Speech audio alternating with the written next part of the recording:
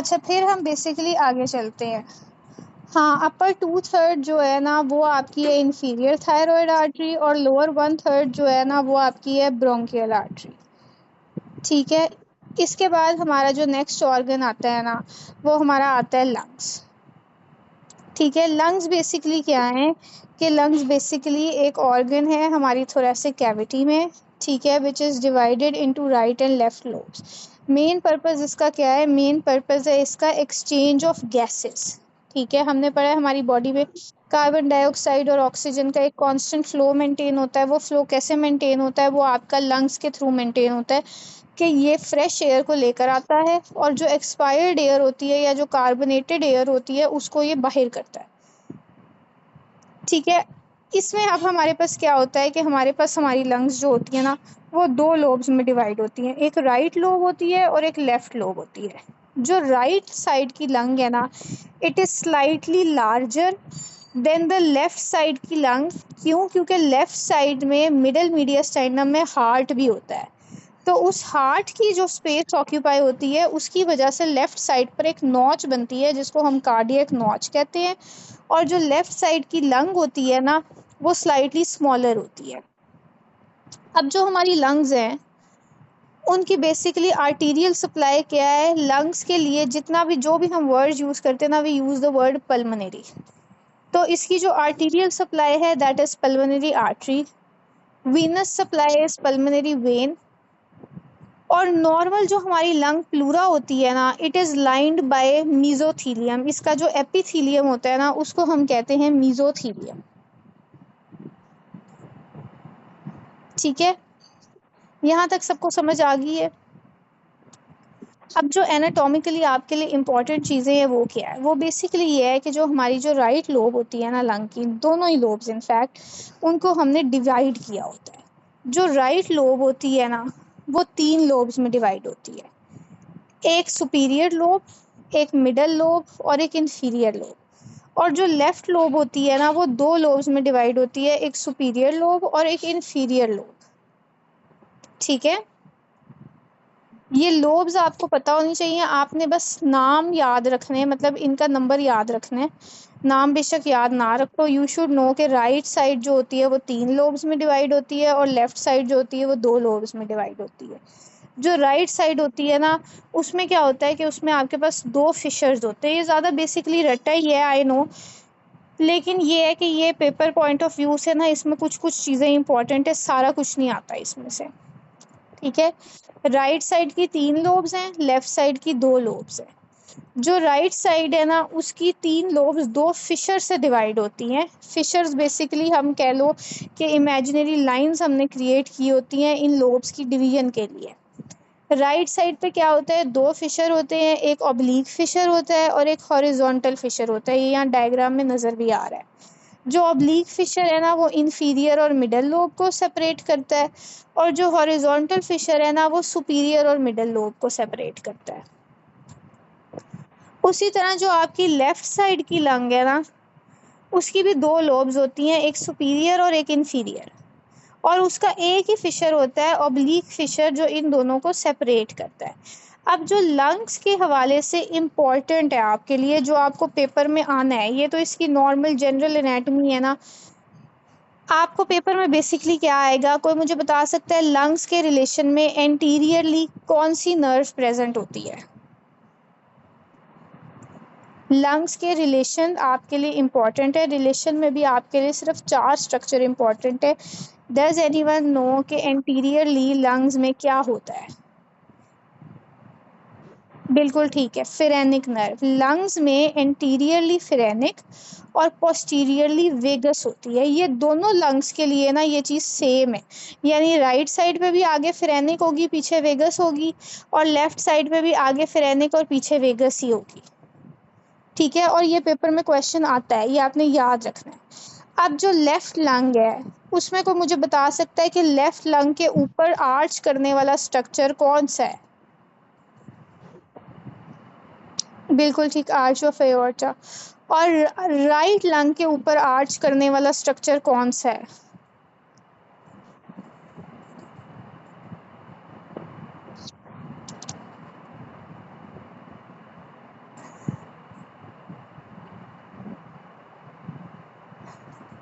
Azygos when. हाँ जी, azygos when. ठीक है, ये 4 स्ट्रक्चर हैं जो आपने याद रखने हैं लंग के हवाले से, 2 एंटीरियर पोस्टीरियर और एक लेफ्ट लंग के हवाले से arch of aorta, right lung के हवाले से एजाइगस वेन जो इनके ऊपर से आर्च करते। ठीक है, ये आपको आते हैं। अब फिर दूसरी एक चीज़ है जो हमारे लिए पैथोलॉजी से के पॉइंट ऑफ व्यू से ना ज़्यादा इम्पॉर्टेंट है। हमने बेसिकली क्या किया है कि हमारी जो लंग्स है ना, जैसे हमने इन्हें लोब्स में डिवाइड किया ना, उसी तरह हमने इन्हें जोन्स में डिवाइड किया है। एनाटॉमिकली ये जोन्स में डिवाइडेड नहीं होती, ये हमने खुद किया है जोन्स में डिवाइड इसको। ठीक है, जोन्स में हमने इसको किस तरह डिवाइड किया है कि हमने इसको 3 जोन्स में डिवाइड कर देते हैं। वो जो जोन्स होते हैं ना, वो हम बेसिकली ये कहते हैं कि लंग में जिस टाइम पे जिस तरह से फ्लो जा रहा है ना एयर का, अगर एयर का फ्लो ज़्यादा है तो उसका एक डिफरेंट जोन है, अगर एयर का फ्लो कम है तो उसका डिफरेंट जोन है, अगर एयर का फ्लो नहीं है तो फिर उसका एक डिफरेंट जोन है। ठीक है, तो हमने हमारी लंग्स को डिफरेंट जोन्स में डिवाइड किया होता है। ठीक है, 3 जोन्स होते हैं जिसमें हम इसको डिवाइड करते हैं, 1, 2 और 3। ठीक है, और ये इसी तरह डिवाइड नहीं होता, ये मैं आपको समझाने के लिए इधर मैंने 3 लाइंस बनाई हैं। ये जोन्स हम फ्लो की बेस पे डिवाइड करते हैं। ठीक है, जो पहला जोन होता है ना आपका zone 1, that is zone of zero flow. इसमें क्या होता है कि इसमें एयर फ्लो होता ही नहीं है लंग्स में, और ये नॉर्मल नहीं है, क्योंकि अगर आप देखो कि हमारी लंग्स तो कंटिन्यूस पैसेज दे रही हैं, कंटिन्यूस एयर फ्लो करा रही हैं। जहाँ पे एयर फ्लो रुका इसका मतलब है वहाँ पे ब्रीदिंग रुक गई है, तो फिर person is not able to survive. That is the case है ना। तो जो जोन 1 है ना जीरो फ्लो, वो नॉर्मल नहीं है, वो आपके पास पैथोलॉजी की केस में आएगा। और पैथोलॉजी क्या हो सकती है, हेमरेज हो गई है, हेमरेज हो गई है तो सारी लंग जो है उसमें ब्लड आ गया है। तो उसमें क्या होगा कि जब लंग के अंदर ऑलरेडी आपके पास एक चीज़ है कि इसके अंदर ब्लड आ गया, ठीक है, तो इसके अंदर एयर पैसेज तो नहीं हो सकेगी। नहीं, एयर फ्लो ज़्यादा नहीं होता। जो आप बात कर रहे हो ना, वो आप बात कर रहे हो पैथोलॉजी की, कि एम्बोलिज्म की केस में, या वो क्या कहते हैं अगर कोई ब्लॉकेज हो जाए उसमें। ठीक है, वो क्यू ओवर वी होता है, वो एक डिफरेंट चीज़ है, वो हम कल करेंगे पैथोलॉजी में। वो डिफरेंट चीज़ होती है, वो पैथोलॉजी होती है। ये हम यहाँ पे बात कर रहे हैं कि हमारी अपने पर्पस ऑफ अंडरस्टैंडिंग के लिए हमने 3 जोन्स रखे हैं। इमेजिनरी डिवीजन कह लो आप। ठीक है, कि इमेजिनरी हमने 3 जोन्स बना लिए हैं जिसे हम कैटेगराइज करते हैं लंग की एयर फ्लो के ऊपर। ठीक है, 3 जोन्स होते हैं। एक जोन हमारा है जो हमें नॉर्मल लंग में नहीं मिलता, किसी पैथोलॉजी की सूरत में ही मिलेगा, उसको हम कहते हैं जोन 1 या जोन ऑफ जीरो फ्लो। अगर लंग की कोई इंजरी हुई है, हेमरेज हो गया है, लंग में ब्लड भर गया है, ठीक है, अब ब्लड फ्लो ही नहीं कर रहा, तो उधर तो उसमें कोई फ्लो नहीं आएगा, तो वो जो जोन है वो होगा जोन 1। या फिर अगर आप कोई म्यूजिकल इंस्ट्रूमेंट प्ले करते हैं, कभी अगर किसी ने गौर किया हो, जब हम कोई म्यूजिकल इंस्ट्रूमेंट प्ले करते हैं ना, कोई फ्लूट हो गई या कोई ऐसी चीज़ जो आप माउथ से प्ले करते हो, तो थोड़ी देर के लिए हमें अपना सांस रोकना पड़ता है। ठीक है, पहले हम एक डीप ब्रेथ लेते हैं, ज़रा सांस रोकते हैं, उसके बाद उसको बाहर छोड़ते हैं। तो उस केस में भी जब आपका फ्लो का स्टेसिस हो जाएगा ना, यानी रुक जाएगा, तो उस केस में भी जो जोन हमारी लंग में डेवलप होगा ना, उसको हम जोन 1 कहते हैं। ठीक है, जो दूसरा जोन है ना हमारे पास, जोन 2 जिसे हम कहते हैं, वो आपके पास होता है इंटरमिटेंट फ्लो। इंटरमिटेंट फ्लो का क्या मतलब है कि इसमें एक पॉइंट पे फ्लो हो रहा है, फिर थोड़ी देर के लिए रुक रहा है, और फिर दोबारा हो रहा है। ठीक है, ये नॉर्मल लंग्स में होता है। इसमें क्या होता है कि जब डायस्टली होती है ना, तो हमारी पल्मोनरी कैपिलरीज कोलैप्स कर जाती हैं। ठीक है, और सिस्टली के दौरान वो दोबारा से ओपन करती हैं। जब वो ओपन करेंगी, ब्लड दोबारा से फ्लो होगा, तो दोबारा से इसमें जो है ना एक्सचेंज हो जाएगा। ये नॉर्मल स्टैंडिंग लंग्स में होता है।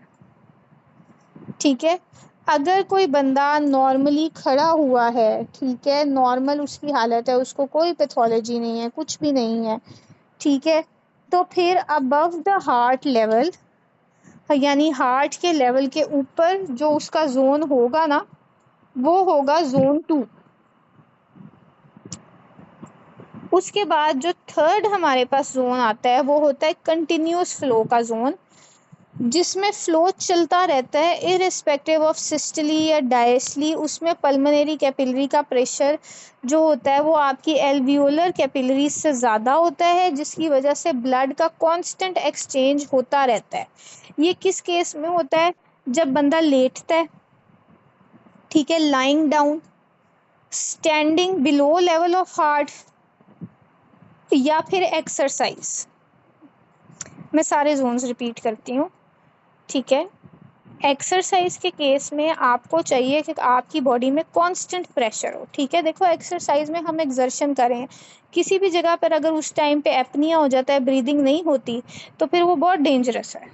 तो उस केस में जो हमारे पास एक कंटिन्यूस फ्लो मेंटेन होता है ना, उसको हम कहते हैं जोन 3, ठीक है। अब हम इसको थोड़ा सा ना डिस्कस कर लेते हैं। अगर मैं आपसे पूछूं कि हमारे पास एक बंदा है, उसको हेमरेज है, ठीक है, वो आया है हीमोथोरेक्स के साथ कह लो, ठीक है, तो उसमें लंग्स में कौन सा जोन होगा?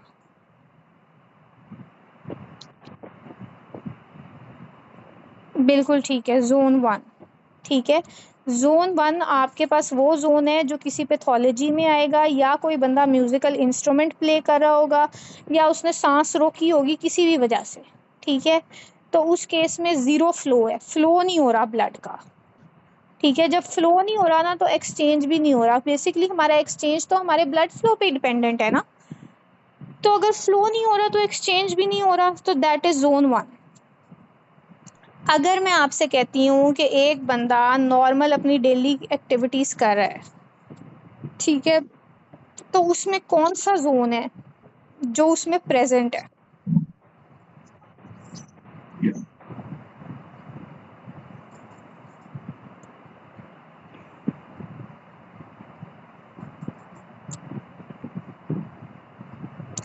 जोन 2 है। देखो जोन 3 जो है ना, उसने स्पेसिफाई नहीं किया हुआ। जोन 3 आपके पास नॉर्मली भी होता है और आपके पास एक्सरसाइज में भी होता है। तो जब आपको अगर उन्होंने स्पेसिफाई नहीं ना किया, तो यू गो फॉर जोन 2, क्योंकि जोन 2 आपके पास इंटरमिटेंट फ्लो होता है, ठीक है। जो इंटरमिटेंट फ्लो वाला आपके पास जोन है ना, अगर उसने स्पेसिफाई नहीं किया कि हार्ट के लेवल से ऊपर है, तो फिर वो जोन 2 है, ठीक है। और अगर उसने स्पेसिफाई किया है कि जी हार्ट के लेवल से या नीचे है या ऊपर है, अगर ऊपर है हार्ट के लेवल से तो जोन 2, अगर नीचे है हार्ट के लेवल से तो जोन 3 है, ठीक है। मैं अपना क्वेश्चन अब रिपीट कर रही हूँ। अगर मैं कहूँ एक बंदा है, वो खड़ा हुआ है above the level of heart, उसके पास कौन सा जोन आएगा ब्लड फ्लो का?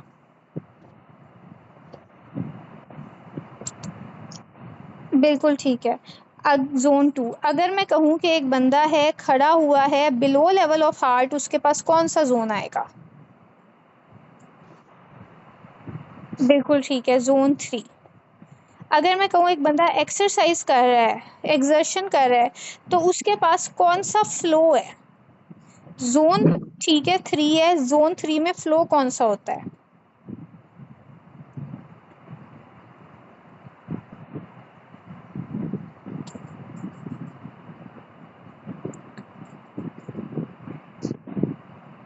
जोन 3 का फ्लो बता सकता है कोई मुझे?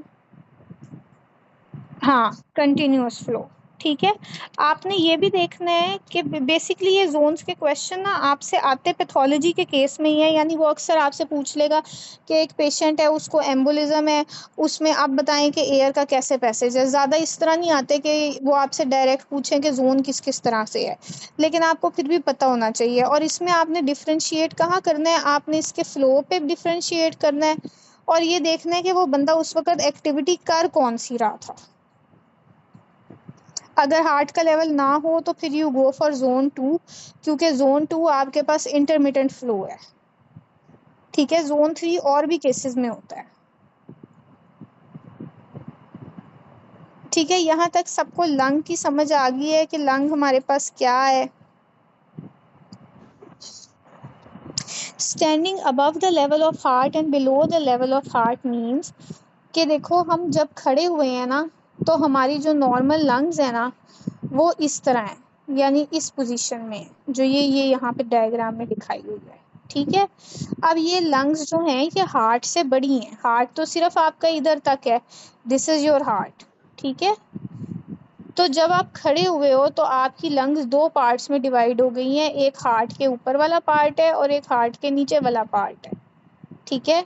जो ऊपर वाला पार्ट है ना, यहाँ पर जोन 2 होता है कि यहाँ इंटरमिटेंट फ्लो होता है, यहाँ पर सिस्टली के साथ फ्लो जाता है और डायस्टली के साथ थोड़ी देर के लिए रुक जाता है। लेकिन जो जोन नीचे वाला पार्ट है ना, उधर आपको कंटिन्यूस फ्लो चाहिए, ठीक है। तो वो वाले पार्ट, ये लेवल ऑफ हार्ट से मुराद है कि जब आप खड़े हो ना तो आपकी लंग्स अपराइट पोजीशन में हार्ट के साथ डिवाइड हो जाती हैं। एक जगह है जहाँ पर हार्ट खुद मौजूद है और उससे नीचे नीचे है, और एक जगह है जहाँ पर हार्ट जो है वो हार्ट से ऊपर ऊपर है, उसको दो जोन्स में डिवाइड किया है, ठीक है। यहाँ तक सबको सब समझ आ गई है।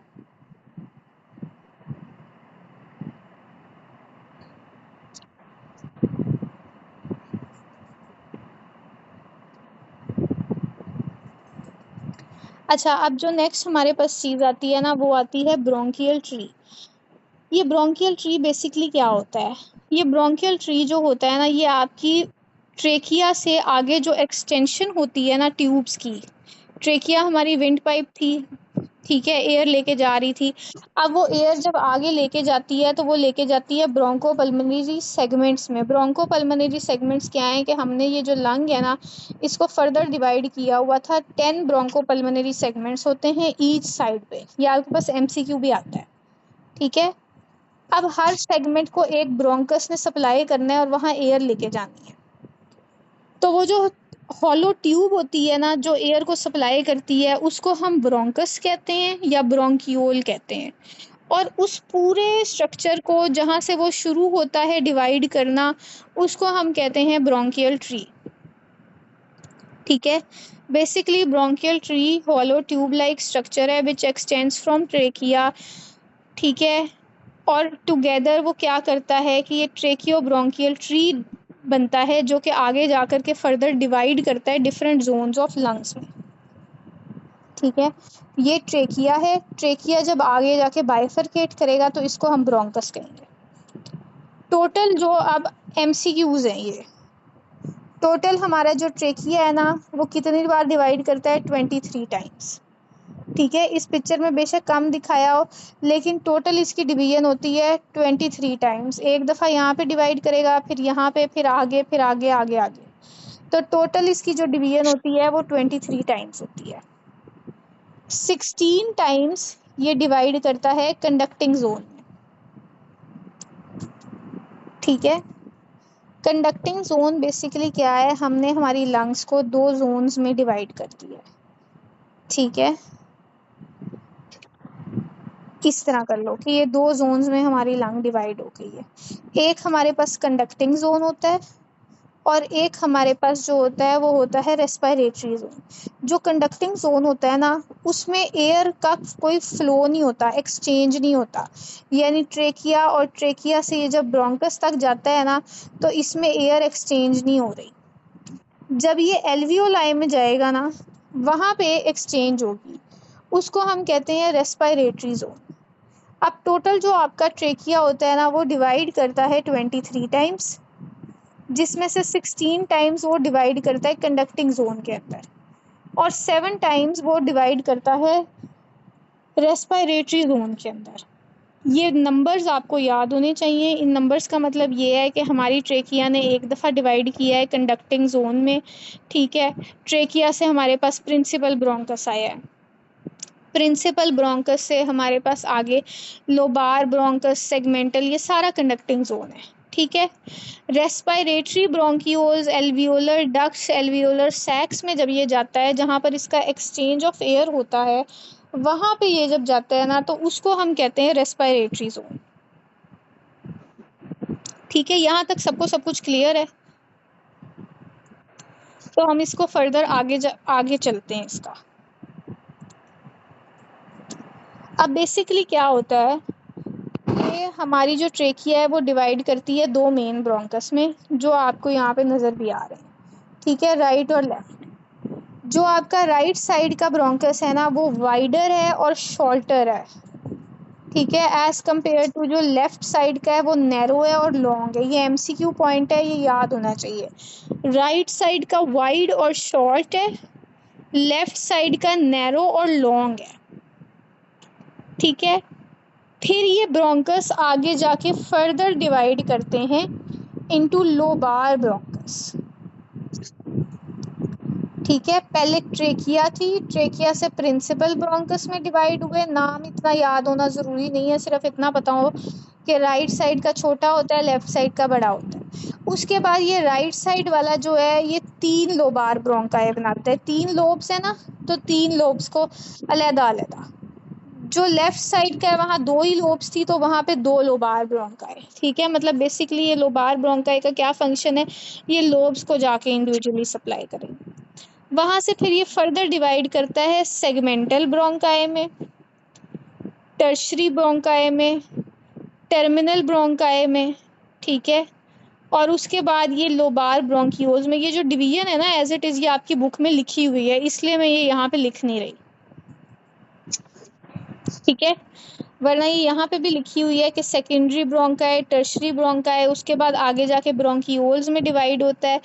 ब्रोंकियोल्स से ये फिर रेस्पिरेटरी ब्रोंकियोल्स में। अब जो एमसीक्यू पॉइंट्स आपके लिए इम्पोर्टेंट है वो बेसिकली है इसकी एपिथेलियम। दोनों जो ब्रोंकियोल्स होते हैं ना हमारे कंडक्टिंग जोन के भी और रेस्पिरेटरी जोन के भी, इसकी जो एपिथेलियम होती है वो होती है सिंपल क्यूबॉइडल, ठीक है, सिंपल क्यूबॉइडल। अब फर्क कहाँ पर आता है, एक स्पेशलाइज्ड टाइप ऑफ सेल्स होते हैं हमारे पास हमारे रेस्पिरेटरी ट्रैक्ट में which is called Clara cells. कोई मुझे बता सकता है ये क्लारा सेल्स कहाँ पे होते हैं?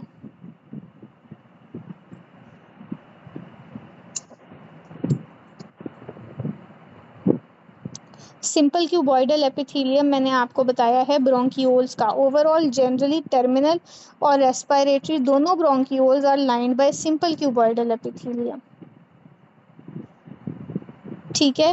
फ़र्क कहाँ पर आ जाता है कि बिल्कुल सही है, टर्मिनल ब्रोंकियोल्स में स्पेशल सेल्स होते हैं, ठीक है, जो कि क्लारा सेल्स होते हैं। इन क्लारा सेल्स का कोई फंक्शन बता सकता है मुझे कि ये क्या होता है?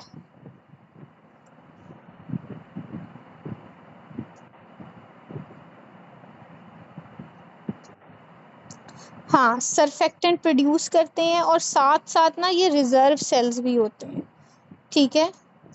रिजर्व सेल्स होते हैं और सरफेक्टेंट प्रोड्यूस करते हैं ये क्लारा सेल्स, ठीक है। जब ये टर्मिनल ब्रोंकियोल आगे जाके रेस्पिरेटरी ब्रोंकियोल में डिवाइड करते हैं तो उसके अंदर ये क्लारा सेल्स प्रेजेंट नहीं होते हैं, क्योंकि रेस्पिरेटरी ब्रोंकियोल्स का सिर्फ इतना फंक्शन है कि उसने एयर का एक्सचेंज करना है, ठीक है। यहाँ तक सबको समझ आ गई है इसकी? नहीं, रेस्पिरेटरी ब्रोंकियोल्स में आपके पास क्लारा सेल्स नहीं होंगे, ठीक है, क्योंकि रेस्पिरेटरी ब्रोंकियोल का फंक्शन डिफरेंट है, टर्मिनल ब्रोंकियोल का डिफरेंट है। ये भी एमसीक्यू आ जाता है। टर्मिनल ब्रोंकियोल जो है वो आपके कंडक्टिंग जोन का पार्ट है, उसने सिर्फ एयर लेके जानी है, जबकि जो रेस्पिरेटरी ब्रोंकियोल है ना उसने एयर का एक्सचेंज भी कराना है,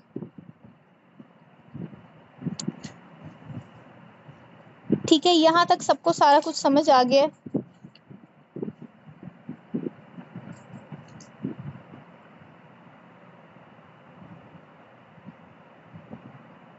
यहाँ तक हमने हमारा ना ब्रोंकियल ट्री भी कर लिया।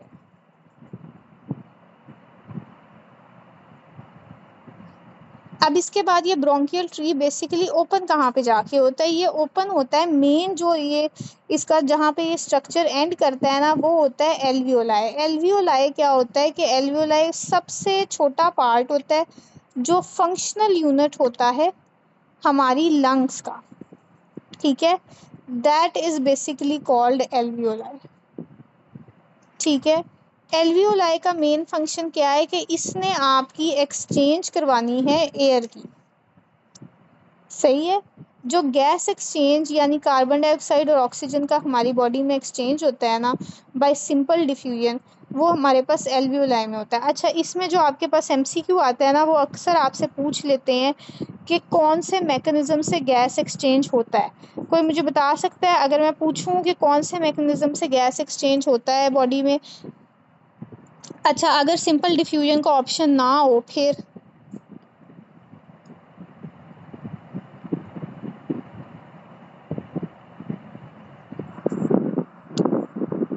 सपोज सिंपल डिफ्यूजन ऑप्शन में नहीं है, तो फिर आप कौन से टाइप के डिफ्यूजन चूज करोगे?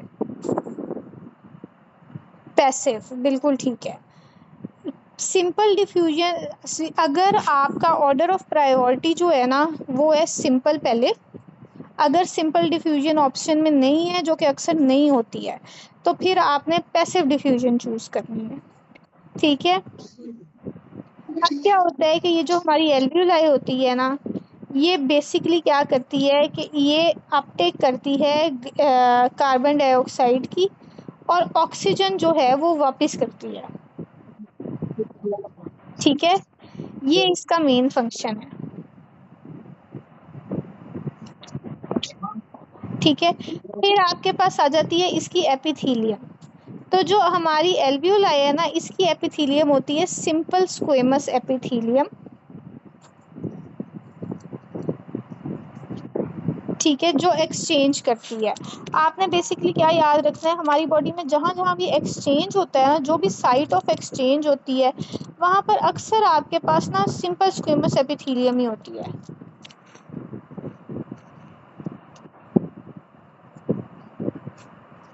ठीक है, यहाँ तक आपको समझ आ गया कि बेसिकली हमारी एल्वियोलाई क्या है और इसका क्या फंक्शन है।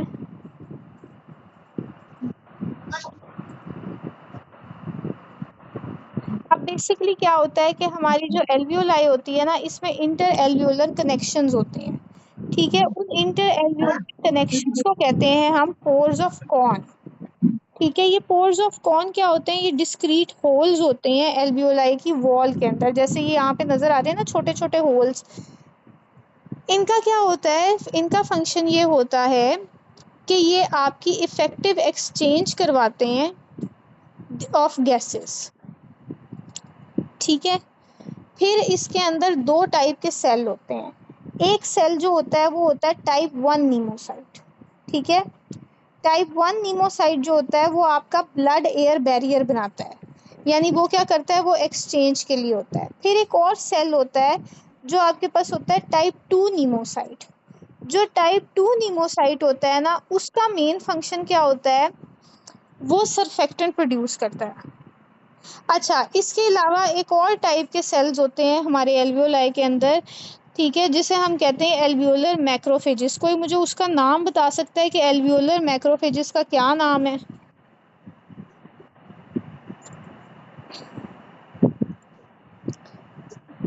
देखो, हमने पोर ऑफ कॉर्न डिस्कस कर लिया, हमने दो सेल्स डिस्कस कर लिए नीमोसाइट्स। उसके बाद एक और सेल्स होते हैं, हाँ जी, डस्ट सेल्स। जो आपके हमारी जो बॉडी है ना, उसमें हर ऑर्गन में उसके अपने मैक्रोफेजेस हैं कि अगर उस ऑर्गन में बैक्टीरिया आ जाता है ना, तो उन्होंने उस मैक्रोफेज ने जो है वो उस बैक्टीरिया को किल करना है, उसको अटैक करना है। ठीक है, तो जो हमारे पास एल्वियोलाई के मैक्रोफेजेस है ना, उनका नाम होता है डस्ट सेल। और ये अक्सर एमसीक्यू आ जाता है कि एल्वियोलर मैक्रोफेजेस का क्या नाम है। ठीक है, और इनका क्या फंक्शन। सही है, यहाँ तक हमने हमारी लंग्स भी कर ली हैं, उसका ब्रोंकियल ट्री भी कर लिया है, और उसके बाद हमने उसका जो फंक्शनल यूनिट है ना एल्वियोलाई, वो भी कर लिया है।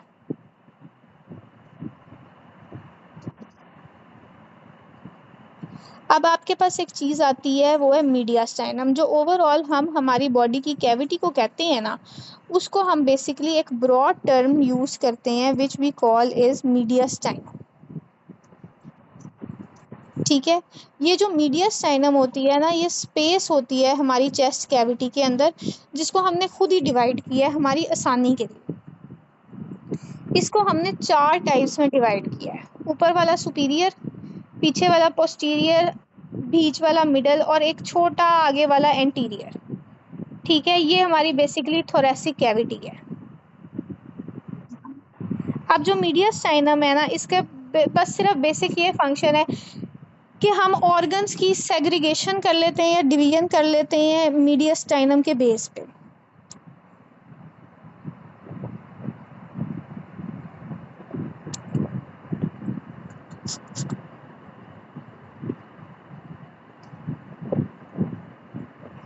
सरफेक्टेंट के लिए ना आपका जो मेन बॉडी है ना, जो सबसे ज़्यादा प्रोड्यूस करती है वो टाइप 2 नीमोसाइट्स है, बट क्लारा सेल्स का भी यही फंक्शन है कि वो सरफेक्टेंट्स प्रोड्यूस करते हैं, ठीक है। पर अगर आपको स्पेसिफिकली क्वेश्चन आता है ना कि हमारा सरफेक्टेंट हमारी बॉडी में कौन प्रोड्यूस करता है, तो उसका आंसर इस टाइप 2 नीमोसाइट्स। मेजर प्रोडक्शन वहीं से होती है, ठीक है। Clara cells are basically reserve cells. Reserve का मतलब ये होता है कि इन केस कि कोई फेलियर मैकेनिज्म हो जाता है तो you have another backup because we can not survive without surfactant, ठीक है। अब हम मीडियास्टाइनम पे आ जाते हैं। अच्छा, कोई मुझे बता सकता है कि हमारे पास दो टाइप के फेशिया होते हैं, पैराट्रेकियल फेशिया और पैरावर्टिब्रल। पैराट्रेकियल फेशिया जो है वो किस मीडियास्टाइनम का पार्ट है?